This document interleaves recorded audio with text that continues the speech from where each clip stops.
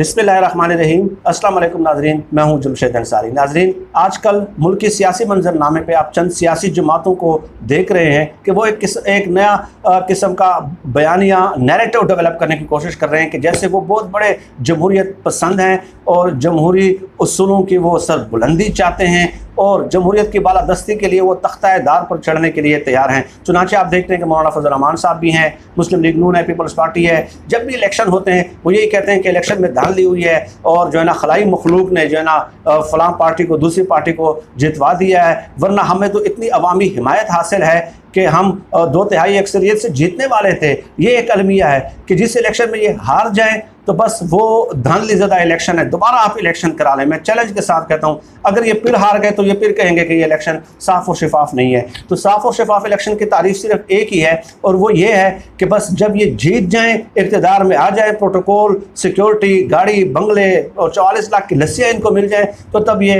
जो इलेक्शन है वो साफ़ और शफाफ है, वगरना वो साफ़ और शफाफ है ही नहीं। खैर, अब देख लें कि हमेशा सियासतदानों की तरफ से ये इल्ज़ाम लगाया जाता है कि जी फ़ौजी आमिर आ गए, फ़ौजी आमिर आ गए। ये पूरी एक सियासी तारीख़ है, उस पर मैं कभी अलग बात करूँगा। लेकिन ये बात याद रख लें कि इन फ़ौजी आमिरों को यही सियासतदान जो है वो दावत देते आए हैं, बाकायदा ख़त लिखते रहे। नवाबज़ादा नसरुल्लाह ख़ान ने नवाज शरीफ साहब के ख़िलाफ़ ख़त लिखा था जो ना उस वक्त जनरल मुशर्रफ को कि आप आएँ, टेक ओवर करें, आप आएँ और मामलात को संभालें। नवाज शरीफ साहब मामलात को नहीं संभाल सकते। ये बाकायदा नवाबज़ादा नसरुल्लाह ख़ान जो बहुत बड़ा नाम है पाकिस्तान की सियासी तारीख़ में, उन्होंने बाकायदा ख़त लिखा था। खैर, ये तो एक अलग बात है, लेकिन आज की वीडियो में मैंने ये बताना था कि मुस्लिम लीग जो है कायद-ए-आज़म मोहम्मद अली जिन्ना रहमतुल्लाह अलैह के बाद, ठीक है, वो हमेशा जब भी फ़ौजी आमरों के ख़िलाफ़ एक स्ट्रगल होती है तो वो हमेशा फ़ौजी आमरों के कैंप में जाके बैठ जाती है। और यही लोग जो है उनकी पूरी एक सियासी तारीख़ है 1960 से लेके ऑनवर्ड, जैसे कि मैंने कहा कि कायद-ए-आज़म मोहम्मद अली जिन्ना रहमतुल्लाह अलैह के बाद। और यही जमात जो है आज सबसे ज़्यादा जमहूरियत के चैम्पियन बनने की भी कोशिश करती है। चुनांचे 1959 में अयूब खान साहब जो है वो मुल्क के सदर बने। 1962 में उन्होंने आइन दिया और उन्हें अपना इक़्तिदार को दवाम बख्शने के लिए या तसलसल ये बरकरार रखने के लिए या तवालत देने के लिए उन्हें एक पार्टी की ज़रूरत पड़ी। चुनांचे उन्होंने मुस्लिम लीग और रिपब्लिकन पार्टी के चंद नुमाया अरकान का कन्वेंशन बुलाया। इस कन्वेंशन में नई मुस्लिम लीग की तश्कील का ऐलान हुआ और बाद अज़ा इसमें पाकिस्तान का लफ्ज़ भी शामिल कर लिया गया और ये पाकिस्तान मुस्लिम लीग कन्वेंशन कहलाई, ठीक है। लेकिन चंद रहनुमा मुस्लिम लीग के ऐसे थे जो इसमें शामिल नहीं हुए, चंद रहनुमा, और जिनमें से अगर आप नाम लेना चाहें तो सरदार अब्दुल क़य्यूम ख़ान और मुमताज़ दौलताना ने उन्होंने अलग एक मुस्लिम लीग बनाई जिसको कौंसल मुस्लिम लीग का नाम दिया गया। खैर, कन्वेंशन मुस्लिम लीग ने बाकायदा उनको सपोर्ट किया, उनकी माशी पॉलिसियों को, उनकी समाजी पॉलिसियों को और सियासी इक़दामात को बाकायदा सपोर्ट करते रहे। चुनांचे सिर्फ इस हद तक भी वो नहीं गए बल्कि वो यहाँ तक चले गए कन्वेंशन मुस्लिम लीग वाले के उन पर इल्ज़ाम था कि उन्होंने एक ऐसा पोस्टर भी बनाया कन्वेंशन मुस्लिम लीग वालों ने जिसमें जनरल अयूब खान को हज़रत अयूब अलैहिस्सलाम से तशबीह दी गई थी।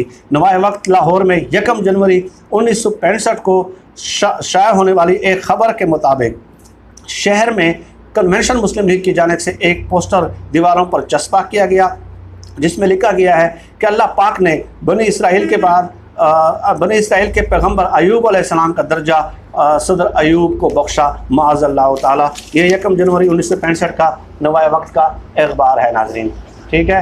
तो अब आप देख लें और उसके बाद चलते जाए मुस्लिम लीग के कई ग्रोह बनते हैं नाज़रीन, और वो हमेशा जब भी अमरियत के ख़िलाफ़ जदोजहद की बात होती है तो जैसे कि मैंने कहा कि वो उसके कैंप में बैठ जाते हैं। आप देख लें, क़य्यूम मुस्लिम लीग है, मुस्लिम लीग फंक्शनल है, पाकिस्तान मुस्लिम लीग कासिम ग्रुप है, और इसके अलावा पाकिस्तान मुस्लिम लीग नवाज़ बन जाता है, PMLQ बन जाता है, पाकिस्तान मुस्लिम लीग ज़िया बन जाता है, पाकिस्तान मुस्लिम लीग जिन्ना बन जाता है, ठीक है। और इसके अलावा अवामी मुस्लिम लीग है, आल पाकिस्तान मुस्लिम लीग है। तो ये कितने जो है ना उनके शाखे और ब्रांचेस बन जाती हैं। और इससे भी अगर आप आगे उससे थोड़ा सा पीछे चलें तो उससे भी पहले उनकी बहुत सारी ब्रांचेस मौजूद है, जैसे सिंध मुस्लिम लीग है, जिन्ना अवामी लीग है, और इसके अलावा चलते जाए आज़ाद जिन्ना अवामी मुस्लिम लीग है, JEML वगैरह। खैर चलते जाएँ तो 1985 में जनरल ज़िया-उल हक साहब को भी जब ज़रूरत पड़ती है किसी सहारा की और कंधे की, तो फिर यही मुस्लिम लीग जो है वो उनके काम आती है। बल्कि ये एक किताब है, आप देख लें, ये किताब बहुत ही मालूमाती किताब है। जस्टिस रिटायर्ड सैयद अफजल हैदर साहब की किताब है, तहरीक बहाली जमहूरियत। ये एक वकील रहनुमा है और उन्होंने बहुत स्ट्रगल किया और ख़ुद उसमें वो शामिल रहे हैं। जो तहरीक बहाली जमहूरियत थी, यानी कि जो जनरल ज़िया-उल हक साहब के ख़िलाफ़ एक तहरीक थी, तो उसमें वो लिखते हैं कि 19 दिसंबर 1984 को, पेज नंबर 214 है, जनरल ज़िया-उल हक साहब ने एक रेफरेंडम का ऐलान कराया और उसमें जमात इस्लामी ने, डेफिनेटली जमात इस्लामी का तो यही किरदार रहा है, ठीक है, तो उसके ऊपर भी कभी वीडियोस करेंगे और इन लोगों की हकीकत भी आप लोगों के सामने मैं पेश करूँगा। लेकिन उन्होंने तो हिमायत की ही। मियां नवाज शरीफ ने वोट डालने से पहले इस हद तक तजवीज़ दे दी कि रेफरेंडम में वोट डालने के लिए वोटर्स लिस्ट में नाम दर्ज होने की शर्त ही ख़त्म कर दी जाए। शनाख्ती कार्ड की शर्त और वोटर लिस्ट में नाम ही ना हो, बस जो बंदा आए पकड़ के उसको जो है ना वोट डलवाते जाएं, ठीक है। ये उन्होंने यानी इस हद तक जनरल ज़िया-उल हक साहब की ताबेदारी की। और इसके अलावा इसी पेज नंबर 215 पे ये लिखा हुआ है कि गवर्नर गुलाम जिलानी ने मियां नवाज शरीफ की सरबराही में कमेटी कायम की ताकि बल्दियाती इदारों से वाबस्ता लोगों को रेफरेंडम में वोट डालने के लिए मजबूर किया जाए। गोया एक कमेटी कायम की गई जिसमें यह था कि उन लोगों को ज़बरदस्ती घरों से पकड़ के गाड़ियों में बिठा के और पोलिंग बूथ पे वोट डालने के लिए लाया जाएगा, और ये रेफरेंडम के लिए। और उस कमेटी के सरबराह मियां नवाज शरीफ साहब थे। तो आप मुझे बताइए, आप फौजी आमरों को बुरा कहते हैं और इस किस्म की तजावीज़ आप देते हैं, उनका सहारा आप बनते हैं, उनके लिए कंधा आप बनते हैं, आप पॉलिटिकल कंटिन्यूअस और जेन्युइन पॉलिटिकल स्ट्रगल पे यकीन नहीं रखते, आप उसी गमले की पैदावार होते हैं, क्योंकि वो आपके ऊपर हुकूमत में आपका हिस्सा बकदरे जुस्सा होता है।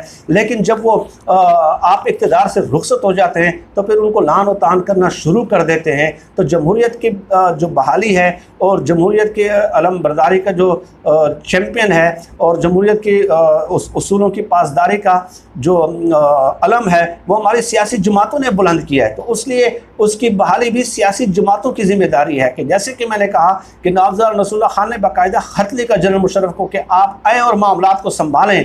तो व्हाट डज़ दैट मीन कि आप सियासतदान आपस में बैठ के जो है ना आमरीत की गोद में जाके बैठ जाते हैं, ठीक है। और हत्ता कि ये भी देख ले, मैं इसकी भी बात कर लूँ, पाकिस्तान मुस्लिम लीग कायद-ए-आज़म को देख ले, PMLQ को 10 बार इन्होंने ऐलान किया जलसे में कि वर्दी में हम सदर वज़ीर-ए-आज़म जो है ना मुशर्रफ साहब को वर्दी में सदर मुंतखब कराएंगे।